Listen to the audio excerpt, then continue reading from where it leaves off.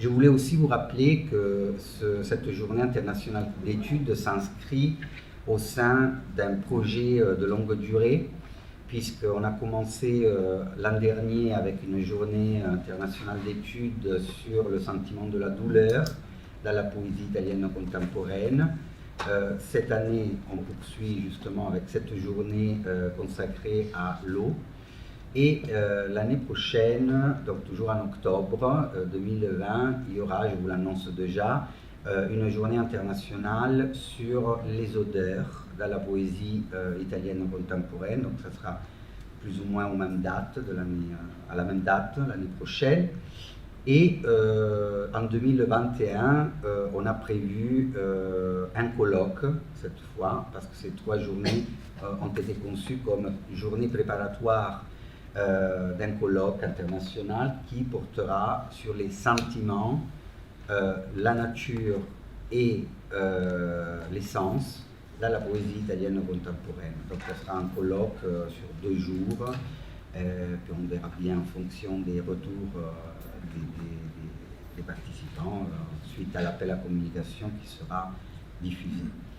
Et une publication est prévue à l'issue du colloque, et cette publication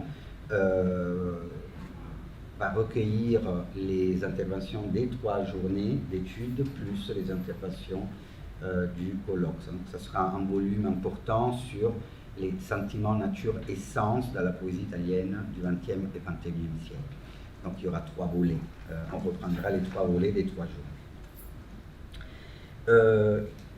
Pourquoi donc je devais choisir, comme j'ai fait pour l'an dernier pour les sentiments, j'ai choisi le sentiment de la douleur.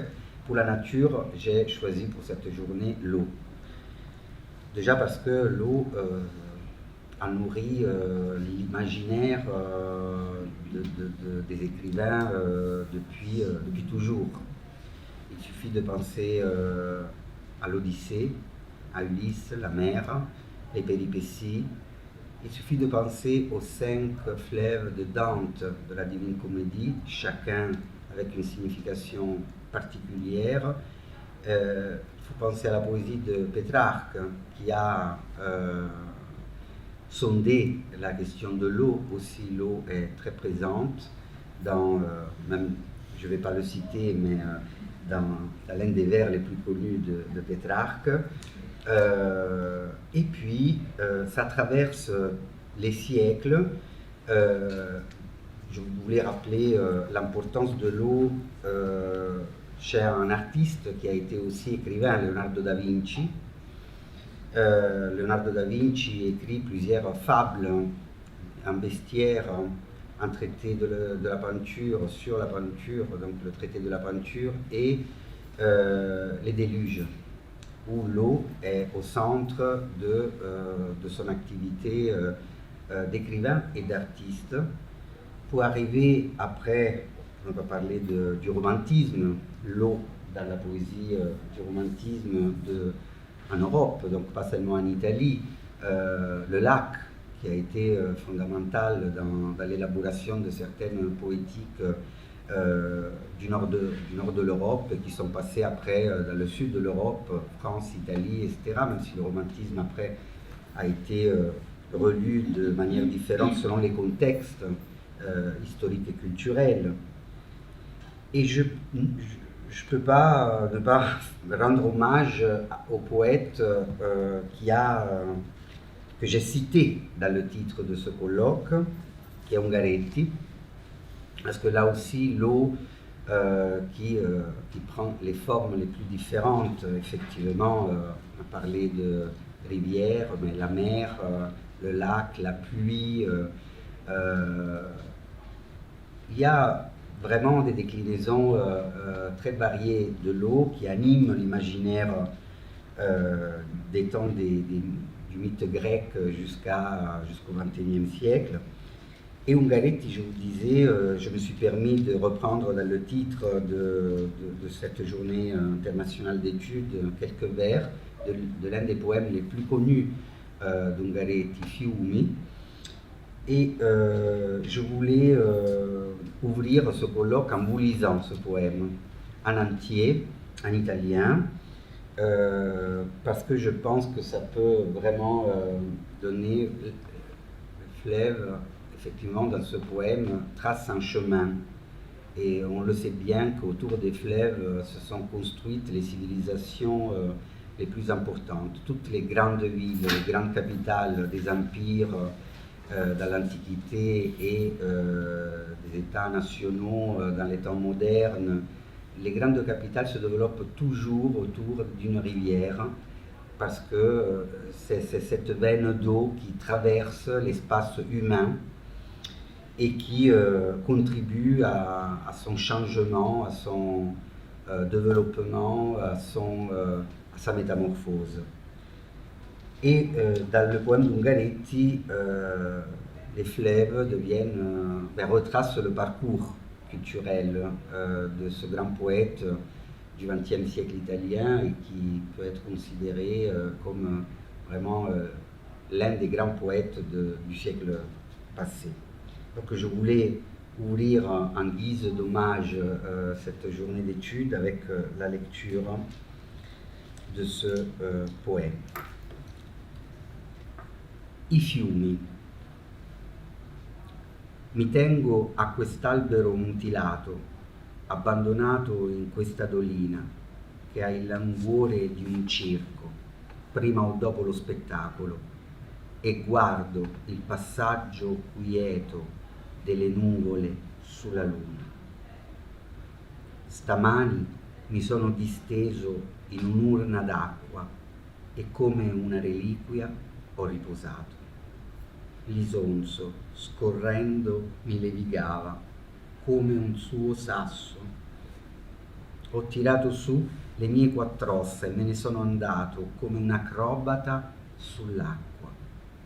Mi sono accoccolato vicino ai miei panni sudici di guerra e come un beduino mi sono chinato a ricevere il sole. Questo è l'isonzo. E qui meglio mi sono riconosciuto, una docile fibra dell'universo. Il mio supplizio è quando non mi credo in armonia. Ma quelle occulte mani che mi intridono, mi regalano la rara felicità. Ho ripassato le epoche della mia vita. Questi sono i miei fiumi. Questo è il cerchio al quale hanno attinto 2000 anni forse di gente mia campagnola e mio padre e mia madre. Questo è il Nilo che mi ha visto nascere e crescere e ardere d'inconsapevolezza nelle estese pianure. Questa è la Senna e in quel suo torbido mi sono rimescolato e mi sono conosciuto. Questi sono i miei fiumi, contati nell'isonzo. Questa è la mia nostalgia che in ognuno mi traspare. Ora che è notte, che la mia vita mi pare una corolla di tenebre. Codici, il 16 agosto del 1916. Et avec cette lecture, je donne la parole à Yannick Bouchant, qui vient de l'université d'Aix-Marseille et qui est membre du CAER, l'équipe d'accueil de Aix-en-Provence, qui regroupe les italianistes d'Aix et quelques hispanistes aussi. Qui nous propose aujourd'hui une intervention autour, il est spécialiste, il intervient souvent, quelques mots quand même de présentation, même si on le connaît déjà. Il est spécialiste de poésie, de littérature contemporaine, notamment de poésie contemporaine. Il a écrit sur nombreux auteurs du XXe siècle. Aujourd'hui, il nous propose une intervention sur l'un de ses auteurs, effectivement, qui a étudié pendant très longtemps, Attilio Bertolucci, qui fait partie des auteurs qui ont fait l'objet et qui font l'objet de sa recherche. Et je le remercie d'être ici pour ces rendez-vous autour de la poésie contemporaine, la poésie italienne contemporaine depuis l'an dernier. Et aujourd'hui, il nous propose une intervention qui s'intitule « L'imaginaire de l'eau et du liquide dans l'œuvre poétique d'Attilio Bertolucci ».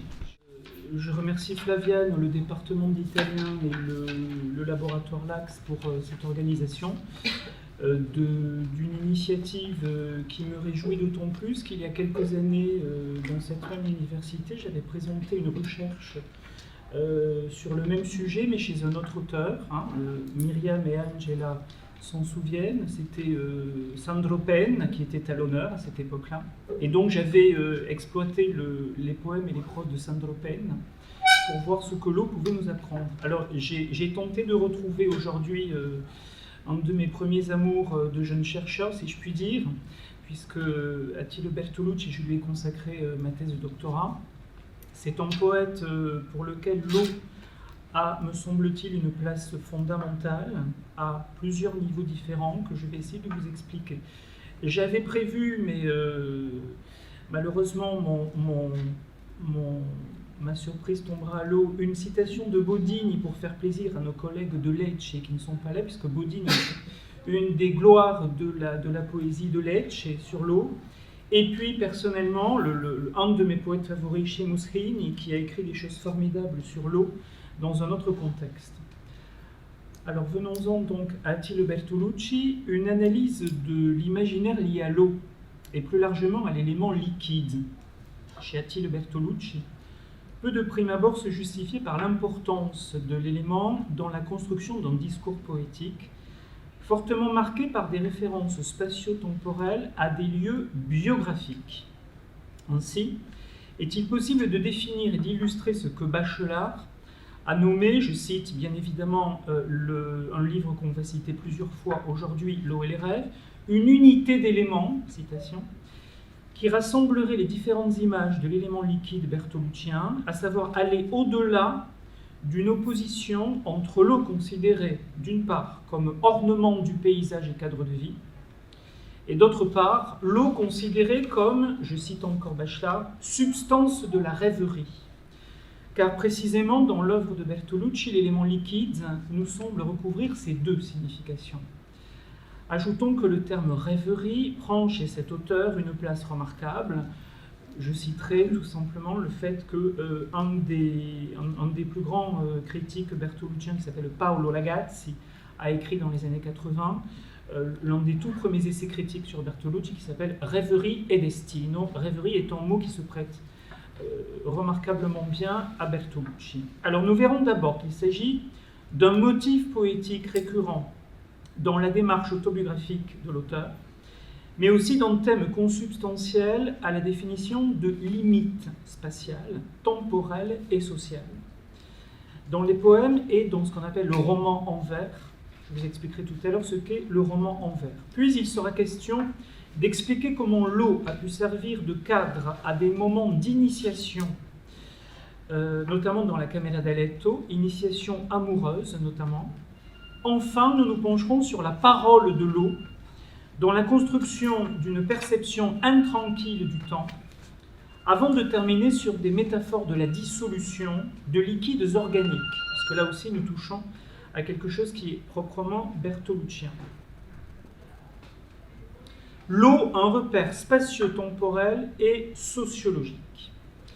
Le canal et la rivière se présentent chez l'auteur comme des thèmes topiques de l'œuvre, car ils servent de repères toponymiques et biographiques. Rappelons brièvement que le poète italien, 1911-2000 pour les dates de sa vie, a vécu son enfance dans les propriétés agricoles en Émilie, près de Parme, d'abord à San Prospero où il est né, puis à Antoniano en 1912, puis à Baccanelli en 1921, et enfin dans la ville de Parme durant ses années d'études secondaires et supérieures, pour finalement vivre à Rome à partir de 1951. Parallèlement à un pendularisme annuel entre la capitale italienne et Parme, Bertolucci a aussi vécu régulièrement dans la maison ancestrale de Casarola, Nous sommes dans les montagnes de l'Apennin de la province de Parme, ainsi qu'à Tellaro, sur la côte Ligure, où il avait l'habitude de prendre sa villégiature en famille. Certains de ces lieux de vie et d'écriture qui en nourrissent son imaginaire s'identifient précisément par les cours d'eau qui les traversent ou les entourent. Ainsi, le canal du Cinghio à Parme, hyper récurrent dans l'œuvre, le canal Baganzale à Parme lui aussi, le torrent Bratica en montagne, le torrente Parma qui coupe la ville en deux, et encore le Tibre à Rome, bien que le Tibre, s'il a été pendant près de 50 ans un élément de la vie quotidienne de Bertolucci romain, est relativement peu présent dans son œuvre, on ne le trouve que 2 fois. Quelles sont donc les coordonnées poétiques de la patrie de l'eau pour Bertolucci ? Enfant de la bourgeoisie émilienne, élevé dans des domaines agricoles où les éléments naturels rythment l'existence quotidienne, et c'est là que le premier élément important se dessine, et cet élément détermine l'issue d'une récolte. Je vous rappelle que nous sommes au début du XXe siècle, et que donc pour toute une population, la récolte détermine tout simplement la vie. Et Bertolucci considère en premier lieu comme une force naturelle vivifiante. L'élément naturel garantit l'aspect verdoyant et par conséquent productif de la terre natale dans laquelle s'enracine l'imaginaire du jeune poète. Par exemple, si je cite le poème Aspettando la pioggia, Bertolucci nous dit « Questa terra amata proprio per la sua verde umidità ». De plus, c'est le système d'irrigation assez complexe des terres, nous sommes ici donc dans la plaine du Pô, qui caractérise l'agriculture de la vallée émilienne, qui se trouve au cœur de l'existence des Bertolucci et du fonctionnement de toute une économie, transposée dans la poésie de Bertolucci pour évoquer le bienfait de l'eau. Ainsi, dans le poème Giuseppe Egiziano, la propriété de la famille est définie de manière pragmatique, je cite, selon un caractère fonctionnel, comme ben situata negli immediati dintorni de Sereni, à mon avis c'est Sereni qui le reprendra, ben situata negli immediati dintorni della città e, valore aggiunto, non distante dalla frangia azzurra delle colline, che gratifica un sistema di canali irrigui nei benedetti giorni dei diritti d'acqua. Nous sommes ici dans de la poésie pragmatique, à des années-lumière de ce qu'a lu Flaviano, mais c'est aussi un des charmes de la poésie de Bertolucci. Le choix lexical témoigne ici d'un rapport fortement socio-économique du poète à l'élément liquide, à mi-chemin entre le mimétisme sémantique de sa classe, donc la bourgeoisie agraire, lorsqu'elle parle des bienfaits de l'irrigation, et l'ironie légère du poète qui prend ses distances, notamment par l'intermédiaire de cette incise « valore aggiunto » qui fait irruption dans la description des bienfaits de l'eau. Cet élément géographique et économique nécessaire pour la continuité des ressources irrigue et enrichit la terre agricole, de sorte qu'elle pérennise l'enracinement local de la famille et de propriétaires, ce qui constitue un motif d'orgueil personnel et simultanément le déclencheur d'un regard sociologiquement lucide. Le chiare riviere, Ensa e Tanaro, che portano ricchezza d'acqua alla provincia, di soldi a proprietari e fittavoli, ma non a chi lavora nei campi per conto d'altri. Ou bien, aria fresca del Cinghio, Cinghio c'est un canal, e di canali irrigui, straripanti acqua corria e luce ferma d'improvvise pozzanghere, où l'on trouve le néologisme bertoluccien corria, acqua corria, pour désigner l'acqua corrente, ainsi que l'image du débordement qui favorise l'irrigation et la fertilité des sols, reprise plus loin dans ce passage, nel languido passeggio proprietario, dai prati irrigui l'acqua ricca invadendo lo stradello padronale. Une image dès à présent, sous la forme lyrique et onirique d'un poème de jeunesse, si sente invadere dal sonno, come una terra, da un fiume in piena, che non vuole, ma però ci gode. La quotidienneté domestique et l'espace intime sont délimités par l'eau dans la définition du concept de propriété chez Bertolucci. Si chiama Antoniano la frazione cui appartiene quel bel fondo irriguo, o ancora qui la terra è umida per canali, ricca, strade agevoli la corrono all'infinito. L'eau apporte la prospérité et encercle la terre qu'elle nourrit. L'espace agricole dans lequel a grandi le poète et qu'il célèbre tout au long de sa production se distingue nettement par la limite aquatique qui en assure l'irrigation. Le canal Cingio, toponyme consubstantiel par excellence de l'écriture bertoluccienne. Ce canal nous semble constituer une clé essentielle pour comprendre et interpréter la poésie de Bertolucci dès les années 30 et jusqu'à ses derniers textes de la fin des années 90. Le canal se manifeste en premier lieu dans l'écriture par l'expression d'un lien affectif, il cingio amato. Le canal borde nettement la propriété où l'auteur a passé une partie de son enfance et a logiquement formé les premiers repères de son imaginaire nostalgique. Par conséquent, ce canal devient, dans la poésie, le gardien de la terre et des souvenirs, le cinquio custode, ainsi que dans le titre emblématique de l'avant-dernier recueil de Bertolucci qui s'intitule « Verso le sorgenti del Cingio », comme un retour aux sources. Dans ce dernier exemple, la réminiscence proustienne est explicite dans l'évocation de l'expédition du jeune Marcel à la recherche des sources de la Vivonne près de Combray. Cette expédition donne lieu, dans le poème éponyme de Bertolucci, Verso le sorgenti del Cingio, à une promenade dans la nature vécue comme une initiation au monde inconnu, comme un enchantement qui déclenche le souvenir d'enfance par l'intermédiaire du cours d'eau, l'incantagione sinuosa del canale Cingio. Tandis que le jeu lyrique prend peu à peu conscience du temps qui se consume, comme nous aurons l'occasion d'y revenir plus loin. Le cours d'eau qui entoure et protège prend, dans l'écriture, des formes d'anthropomorphisme qui l'apparentent à une présence rassurante et protectrice, qui enferme le monde domestique. Exemple, l'abbraccio del cingio, florido di gaggie. Sarà il cingio che difende col suo letto confuso di acque, fango e arbusti, con i suoi argini riprendenti erba giù dal basso, dal corpo della terra, la famiglia proprietaria. D'autant que la propriété familiale sera vendue par le poète lui-même en 69 et que le canal du Cingio deviendra dès lors l'eau symbolique qui, en même temps, borne l'espace agricole et ravive la mémoire de l'enfance. Superato il ponte del Cingio, addentrarsi là dove si distende il dominio, agli occhi di A per Attilio, bambino infinito, più giusto nella precisione catastale, in cui si consumano le quinte, rustico, villa, giardino, montagnola, ghiacciaio.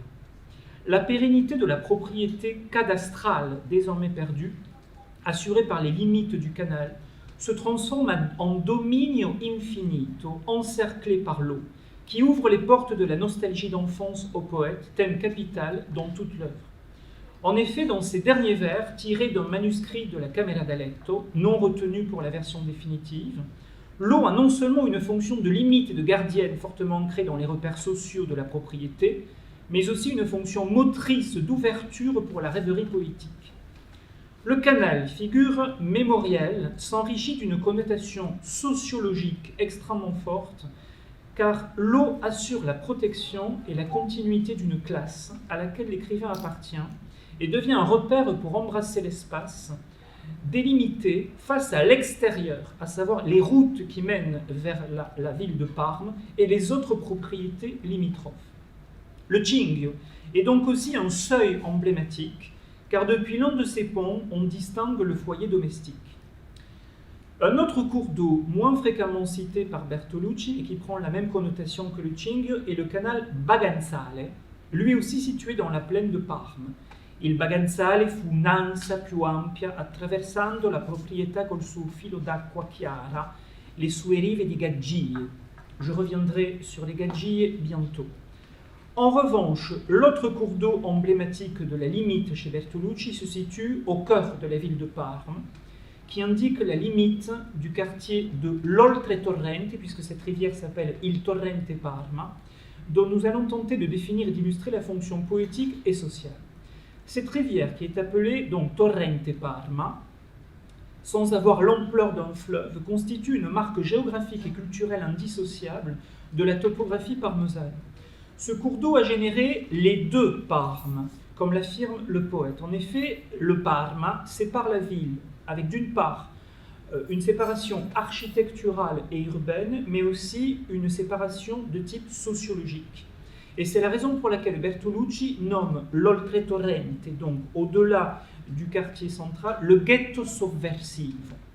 Ce quartier est un lieu sociologiquement différent et presque effrayant pour le jeune garçon, issu d'une famille bourgeoise de propriétaires terriens, et il y découvre ce qu'il nomme les tavernes spesse et oscure, au-delà du fleuve, lieu où se consume una carne febrile, affectivement proche du poète, qui y ressent les premières manifestations d'une angoisse destinée à durer, car c'est bien dans le poème consacré à l'Oltretorrente que naît chez Bertolucci cette image de la rive gauche parmesane, qui se trouve donc devenir un terme clé, et qui propose donc cette rive gauche parmesane où naît chez un adolescent qui a à peu près dans les 14-15 ans, l'ansia della mente, l'ansia étant le mot-clé de la poétique de Bertolucci par excellence. L'identité de cet Oltretorrente se forge à partir de la rivière, et sa présence dans l'œuvre est ancienne, puisqu'on en trouve une première description précise dès le début des années 30. Enfin, le poète a rendu un hommage à l'héroïsme historique de ce quartier au-delà de la rivière et qui s'est fondé à partir de la rivière, dans un poème inédit qui célèbre les résistants antifascistes du 1922. J'ouvre une brève parenthèse.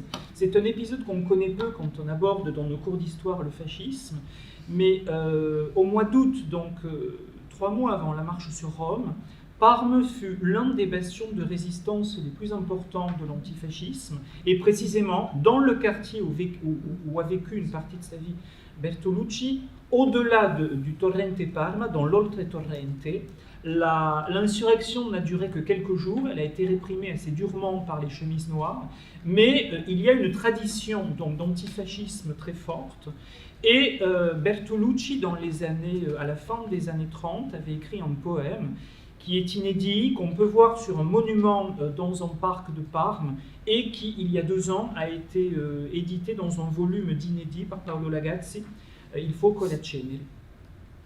Au chapitre 28 de la Camera d'Aletto, alors pour les gens qui ne connaissent pas Bertolucci, quand je parle de chapitre, nous parlons bien de poésie, puisque Bertolucci est l'auteur d'un roman en vers qui s'appelle La Camera d'Aletto, qui est structuré comme un roman en chapitres, suivant une chronologie qui suit la biographie d'une famille et la biographie d'un personnage nommé A, qui est à Bertolucci ce que Marcel a pu être à Proust, et qui est entièrement écrit en vers.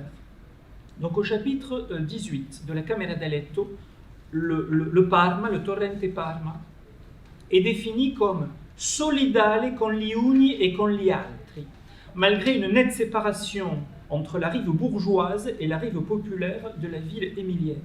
La Parme des 2 rives de Bertolucci semble représenter une métaphore de la société de la première moitié du XXe siècle. Divisa in 2, una di ricchi con pochi poveri, prigionieri e beffardi, una tutta di poveri e qualche forestiero venuto di là. Comme le Cinghio marque la limite entre la propriété familiale et le monde extérieur, le torrent Parma trace une limite dans la géographie sociale urbaine comparable à una ferita che taglia, oggi è rigata d'acqua, il corpo della città. L'eau, d'abord source de prospérité et de rêverie enfantine dans le monde de la périphérie agraire, devient un élément de la division sociale très forte dans la ville. Nous sommes ici dans les années 20 et 30. Ces 2 aspects complémentaires de l'eau constituent 2 des principaux repères biographiques dans toute la poésie de l'auteur. L'eau sépare les espaces sociaux à Parme, mais réunit les deux côtés proustiens de Bertolucci. Le côté bourgeois de la ville ancienne et monumentale, le côté prolétaire et populaire de l'Oltretorrente, comme le fait le Cinghio entre la propriété et le monde extérieur. Dans un approfondissement de l'analyse de l'imaginaire bertoluccien lié au canal protecteur, il convient de s'attarder sur la fonction de multiples images végétales associées à l'eau, au point de constituer, selon nous, une des isotopies poétiques les plus originales de l'auteur. Le réseau constitué de 2 images complémentaires, l'élément aquatique familier et l'élément végétal, dont la valeur simultanément spatiale et temporelle deviendra topique dans toute l'œuvre, prend forme dans le souvenir des arbres qui bordent le canal et que vous voyez à l'image, c'est-à-dire les acacias, les gaggie dans le lexique de Bertolucci. L'eau associée à l'élément végétal constitue donc une isotopie caractéristique bertoluccienne.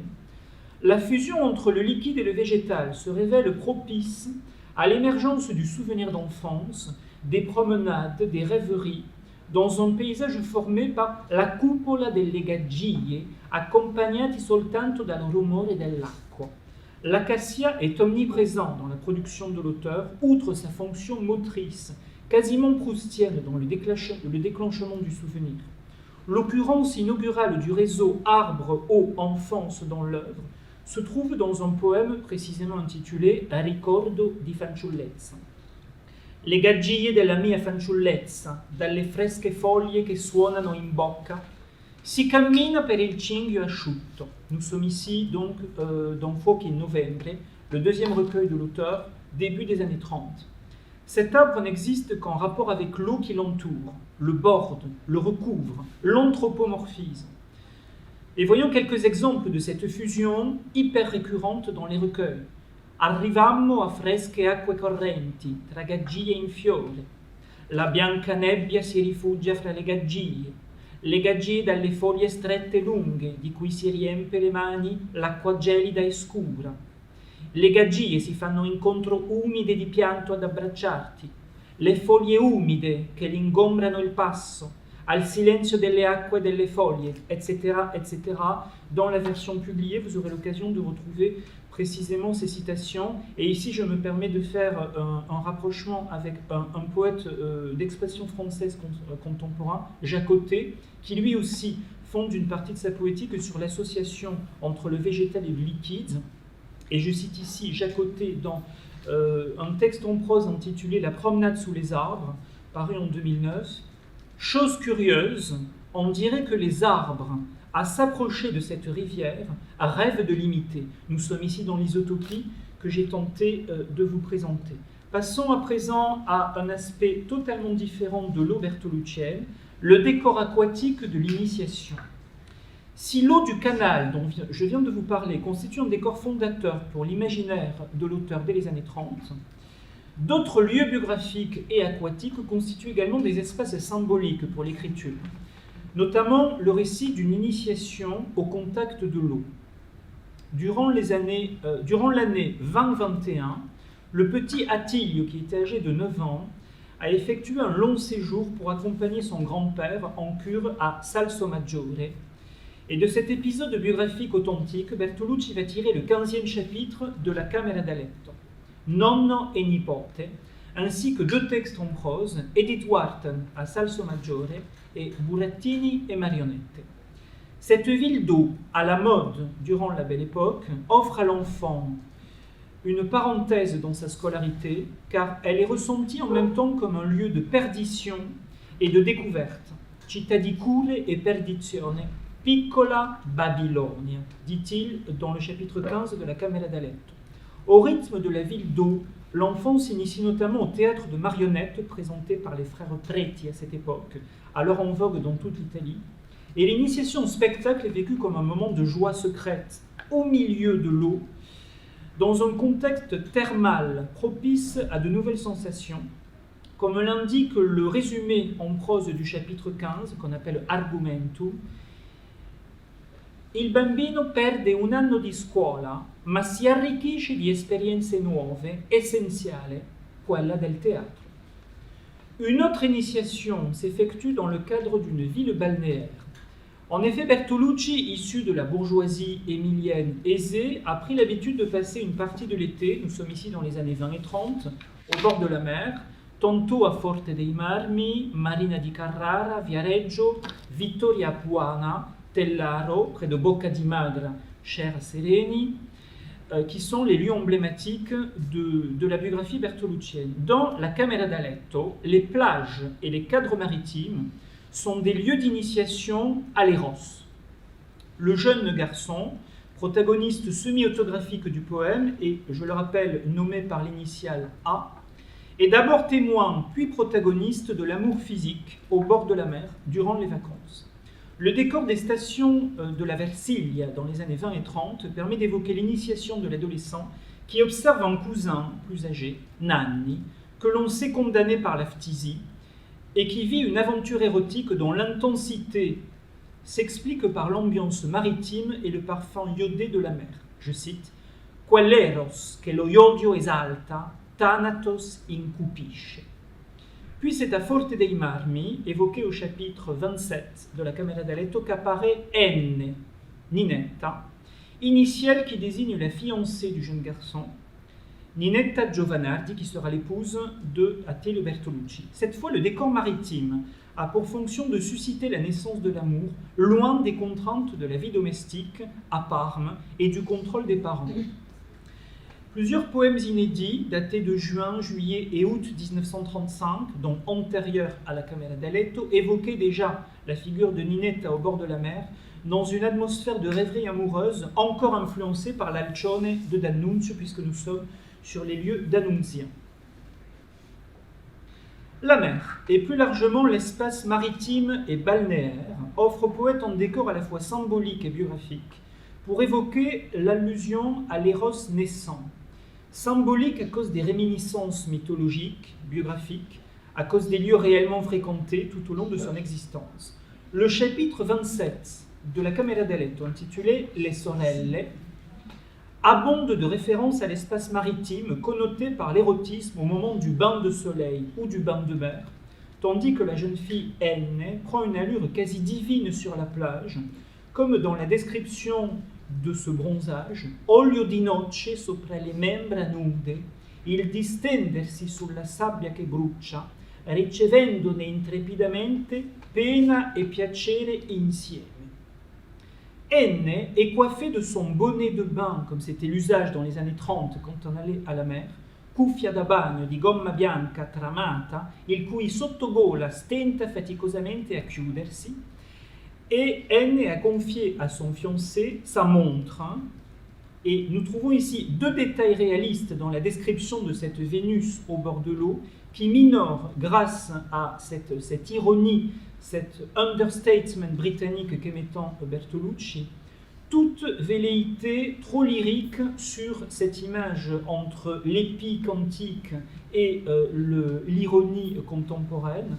Je cite « Nuotano lontane, sono le sole a distaccarsi senza un pattino amico che le accompagni, hanno guardato l'ora e affidato un orologino da polso a lui che le attenderà con pazienza, presto tramutantesi in angoscia ». Toutefois, parmi ces détails qui construisent la chronique amoureuse au bord de l'eau, la créature féminine immergée reçoit soudain une semence de nature mythologique. Mentre già l'acqua marina la cinge delle sue braccia femmine, penetrandola d'un seme splendidamente sterile. Et ici, nous retrouvons la mythologie.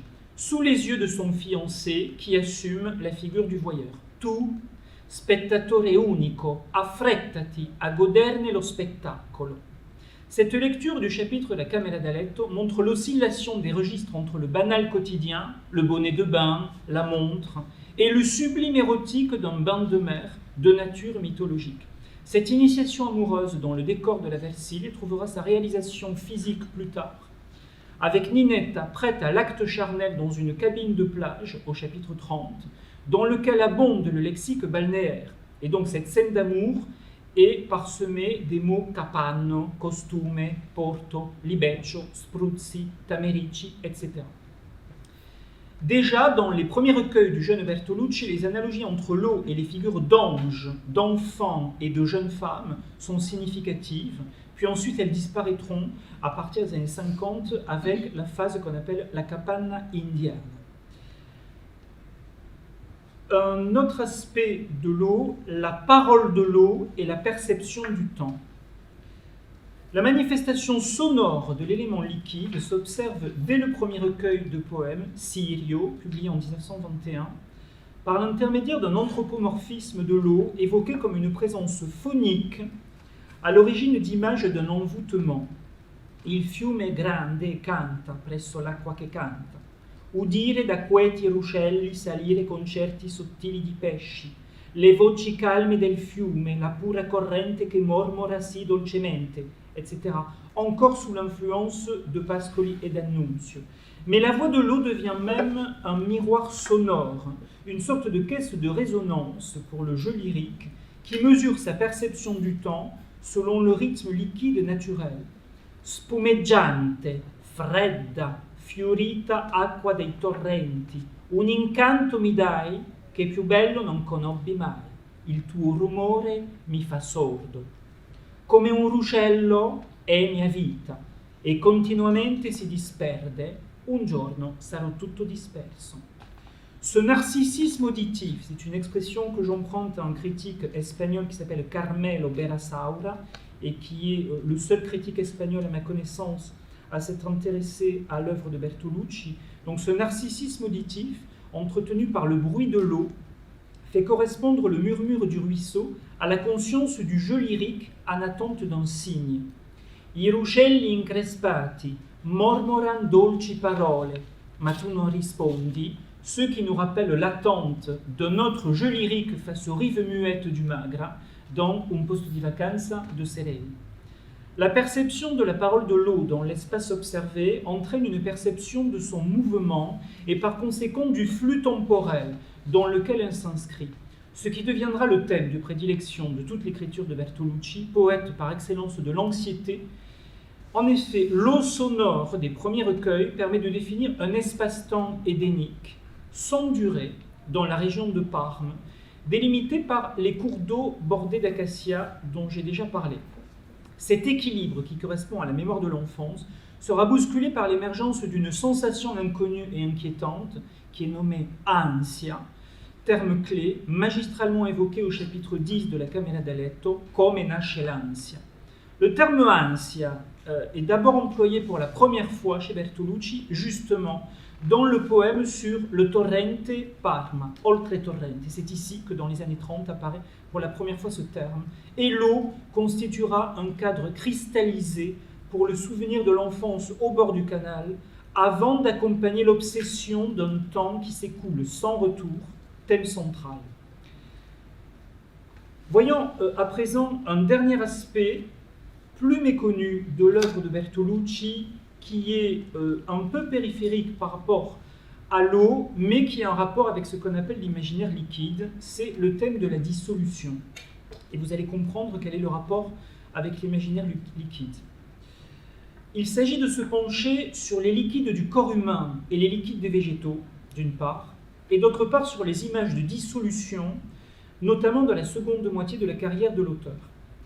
En effet, l'auteur montre une forte interdépendance entre la rédaction des poèmes qui constitueront Viaggio d'inverno, publié en 71, et les 3 décennies, les 30 ans qui correspondent à la construction de la Camera da Letto. Donc, il faut concevoir l'œuvre de Bertolucci comme un travail simultané entre le roman en vers, qui correspond à 30 ans de travail, et ce qu'on considère aujourd'hui comme son chef-d'œuvre, Viaggio d'inverno, qui a marqué son temps en 71, notamment par l'innovation linguistique de son langage. Alors, chez Bertolucci, l'image utopique de ce qu'on a appelé dans l'Antiquité le cupio di solvi est fondée sur le liquide et sa dispersion. On l'a trouvé déjà auparavant dans des poèmes des années 40, Come un ruscello è mia vita e continuamente si disperde, un giorno sarò tutto disperso. Mais, comme l'a bien montré un poète et ami de Bertolucci qui est Giovanni Raboni, c'est surtout dans Viaggio d'inverno, puis dans la Camera da Letto, que la dispersion, l'instabilité, l'écoulement forment des métaphores liquides pour exprimer l'angoisse. Les images du saignement sont associées de manière classique aux couleurs de la lumière du soleil, mais aussi au sentiment d'une perte par la dissolution, par le temps perdu et la conscience d'une existence blessée. Il sanguigno risveglio di questa città, monte lagrimoso d'acque bambini sanguinante di faggi, il sole sanguigno d'un bel giorno di maggio, sanguigno persistente sole, etc., etc. Le poème emblématique de la dissolution liquide est précisément Lasciami sanguinare, dans lequel le jeu lyrique débute par une forme à l'impératif, lasciami, probablement calqué sur l'anglais let me, puisque Bertolucci lisait l'anglais, a donné des cours d'anglais et était un anglophile, pour exprimer le saignement métaphorique du temps qui se consume comme une blessure existentielle qui ne peut se refermer. La forme verbale initiale, qui indique une reddition face à la dissolution, syntaxiquement appuyée par le recours à la sans-dette, puisque lasciami va se retrouver plusieurs fois dans le poème, est renforcée plus loin par une forme négative à l'impératif. Lasciami sanguinare sulla strada, sulla polvere, sull'antipolvere, sull'erba, per le solitudini, aria, acqua del Bratica, le canale, non soccorrermi quando nel muovere il braccio riapro la ferita, il liquido liquoroso m'innoridisce la vista. Le saignement, ou plus largement la dissolution d'un liquide solaire, deviendra dès lors une métaphore fréquente de la perception anxieuse, de l'observation intranquille du temps atmosphérique et de la vie qui s'écoule. Une autre métaphore liquide est employée pour évoquer le cours du temps. Cette fois-ci, ce n'est plus le sang, mais c'est le lait. Nella latescenza di un giorno di giugno, et dans ces deux cas, il s'agit d'un liquide issu du corps, ce qui nous permet d'étudier à présent un dernier aspect de la métaphore liquide et de la dissolution. Au-delà de l'eau naturelle, dont j'ai parlé dans la première partie de mon intervention, la référence à des liquides organiques qui coulent et se perdent est fréquente dans la Camera d'Aletto. En premier lieu, il s'agit du liquide produit par le corps humain pour désigner largement une condition et plus particulièrement l'acte d'amour charnel. Exemple, i figli dei padroni. Questi, dietro le imposte serrate, consumano in sudore, saliva e seme il rito necessario all'amore coniugale.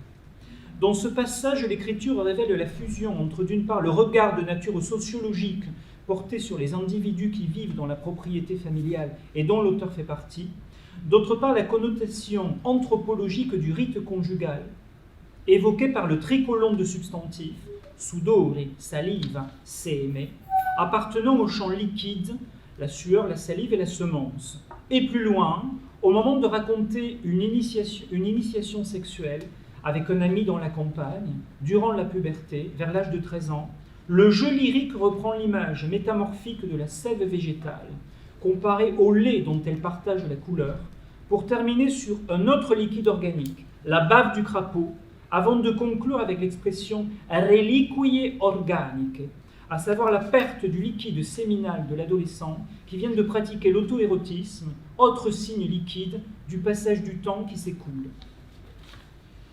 D'ailleurs, le flux de la sève comparé à une lymphe vitale et à une semence qui traverse le corps humain, y compris les organes reproducteurs, fait l'objet d'une métaphore analogue plus loin.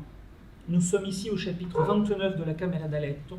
Così s'avvia l'estate del 1941 fra luce solare e ombre amiche di piante cresciute, ma ancora giovani, percorse nei due sensi entro il bel fusto diritto da una linfa incessante.